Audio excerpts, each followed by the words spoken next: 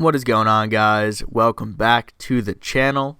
This is your boy Frankie Bones, and in today's video we're going to be heading over to Mercado as we continue our CDL Map Breakdown series.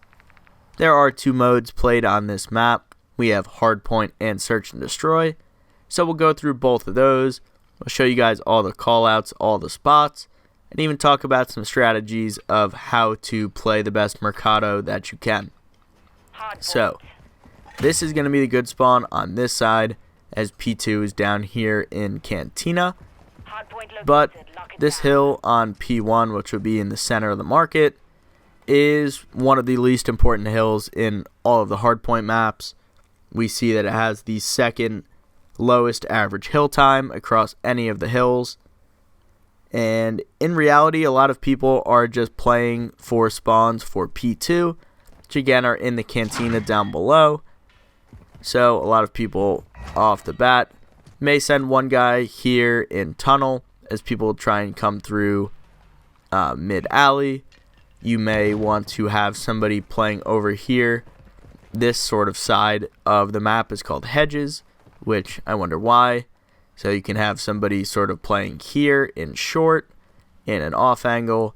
This is long, so short, long hedges. You can have somebody as well playing in L or on yellow van to try and either cut people going to the hill from mid-cut, or anybody trying to flood out through this alleyway, which is called dark. We'll get to this in a little bit. Or you can have somebody playing out long hedges to be able to try and pick up anybody coming down Police Street. So it's going to be really important to block spawns and rotate early on this map. We will see that sort of as I'm watching VOD and as I'm sort of watching through the matches, sort of seems like you need to have somebody either in bottom Cantina or top Cantina. Again, spawns can get pretty random when nobody is on the hill. But from up here, you can watch people coming through tunnel and watch people coming through back alley, which we'll talk more about a little bit later, as well as watching people come hedges. So it's a pretty powerful spot, and as far as I can see, it seems like this is one of the reasonable ways to block spawns. As I saw, spawns can be a little bit random, but people being pushed up on the P1 or in that front alley can still see people on the opposing team spawning back there. If nobody's on the hill, again, everybody does not want to touch P1 hill, it seems. So just make sure that you're trying to block spawns and get yourself set up for the first money hill of the map. So moving over to P2, this has the 7th highest average hill time across all hard points. So this is going to be our first money hill. A lot of people hold this for as much as they can. If we close this door, a lot of people will sit here to be able to be hidden from that front window. We will see people sitting here on this table so you can watch the back alley door. You'll see people contesting from this spot.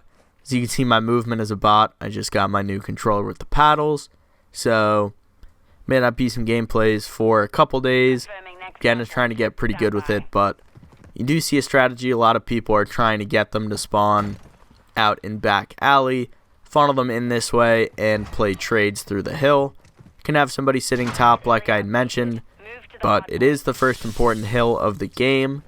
But at the same time, gonna want to try and get that time early and rotate over to P3 as quickly as possible. As back to back, we have money hills. If you're able to chain these, you're in a really good spot as you head over into the back half of the map rotation. Little 360 there. So over here, this building is called Tin. There are tons of ways to break in. So a lot of teams have been coming through trying to pinch. So we have big door, we have front, we have alley, and alley door. But you can even have people playing out over here. This is a nasty heady that a lot of people like to use for two of the hills, as we see P5 right here. You can just hop right up on this garbage and sort of run your way up, and it's nearly impossible to kill anybody out of there. People try and break through dark. Again, we have mid-cut, or people try and push around through big door. Here we have storage, so a lot of people like to play through there and chow out. The last important spot is you are going to want to have somebody up top here. You can shoot people coming through big. You don't really have as much coverage down low, but you can look out your windows, looking down back alley. You can look out mid-cut. You can look out dark. So, really just important to have that top. A lot of people rotate early up top to play their life, stay hidden, and get a kill at a big time. But again, one of the money hills, just going to want to stay up, and you're going to want to play scrap there if you can. As we'll head over here to Barber, which is, or Zig, a lot of people will call it as well.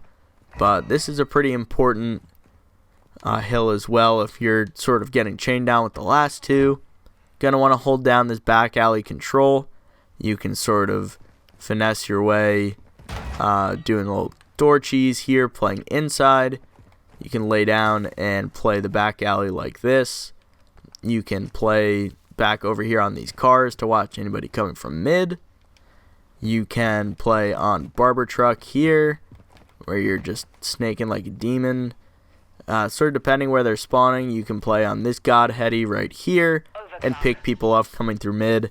If they're spawning P5 and having to come through that mid-cut, you can absolutely just laser them down by sitting on this flower box or Godheady, whatever you guys want to call it. But it is really mixy in this P4. Make sure you're throwing all of your stuns, tacks, lethals, because obviously it is a very small hill. So if you're able to break the trophies and get people stunned or get them weak with the grenade, you can really do some damage and take over that hill. But here we are, we'll run back through mid over here to P5, which is front tin in the courtyard. Again, as you can see, tons of places for players to break in through from. So we have the back. You'll see a lot of times people will be running or they'll dive across like that to bait out some gunfire. Teams will team shoot. You can hop up on the flower box if you're not seeing anybody and sort of chow this front door, the front side of tin where a lot of people will be laying down. And there's different other corners that you can sit that are sort of creddies as people are coming through, laying back down here by the dolls.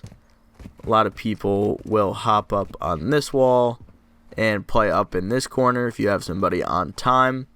Pretty tough to sniff anybody out from here. Obviously pretty exposed. But again, going over to the garbage spot, I mean, people just, snaking the hell out of this spot. Really hard again to shoot somebody off of that. Wish I could sort of show you guys the perspective from the other side, but it is really, really difficult to shoot somebody out of that spot. Teams will have people playing dark to watch back alley and dark. And ultimately, this is an interesting hill. Can get a lot of time on it, but ultimately, so many areas to get broken from that we don't see a ton of teams get all of the time on this hill. And we see teams trying to rotate again over to Cantina. This hill is going to be up top. And this is going to be the third money hill of the map. So we have P2, P3 chain, and then heading over to P6. Going to want to have somebody watching back alley. Again, you can watch tunnel, you can watch back alley, and people inside of the hill, you can watch this hedge side. I think some teams sort of over-rely on hitting from this top balcony side. You'll have a lot of people playing off angles in here, whether it's laying down. You can hop up on this table to team shoot. Have people sort of baiting out on this side, or whether people are just laying down waiting for them to cross. Teams do get a lot of time on this hill, and ultimately, if you're able to funnel them in one direction, there are a lot of different sites that you can watch from this top. People playing outside on hedge. You can have people playing on the dumpster hop up over there. You can just see a lot of teams getting time on this hill. It's pretty important, and if you're able to lock down the money hills, you really have a great chance to win. This map is fourth in average hills per map at 10.3, and there are 7 different hardpoints on this map, which I know is crazy and drove everybody insane when we were all first learning the game and rotating to the wrong hill. But we'll wrap it up over here at P7. So just a quick thing on the average hills. That means that on average the games are ending in P4 or just about P4, P3, or P4. So that will be inside of Barber, which as we know is absolutely hectic. But we'll head over here to the RV. I think that it's really important on this map to have control of this back heady over here, so you can watch people coming from blue or T. Blue is sort of the building, T is sort of this area over here, but you can get anybody on the flank. You can have people sitting on these cars over here. Again, obviously these can blow up. You can as well have somebody sitting Barber truck to prevent them from coming out of gate and either forcing them to go around a mid-cut or funnel through T or blue. A lot of people like to hop up on the RV and look into small room. Gives you an advantage if this door is opened up here. You can again really look through and see people trying to funnel in through this way and sort of contest by being on the backside of this RV, waiting for their teammates to fill back up and put them in a spot to try and overtake the map. Here, as you can see pretty obviously, we have a T. So, but a lot of people try and flood and control them from coming out of gate. A lot of times, if you can kill this person off of Barber Truck or Godheady, sort of wherever they're playing, you can then quickly come and try and retake the hill. As a lot of times, they'll be playing on this backside, trying to force you to spawn over there. You can also sit behind this blue car, but again, everything can blow up.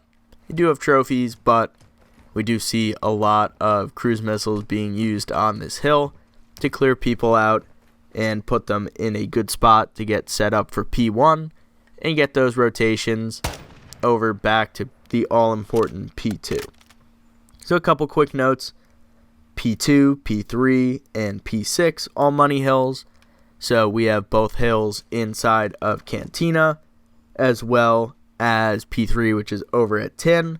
We're going to want to rotate early outside to those money hills, as well as just in general, map positioning is key on this map. You can really manipulate spawns and make people spawn out, and rotating is key like I had mentioned. But that is going to do it for the hardpoint segment of the video. What I'm going to do is head on over to Search and Destroy now and talk about some strategies and some statistics that we've seen over the first 2 stages of the CDL season. I'll see you guys over there.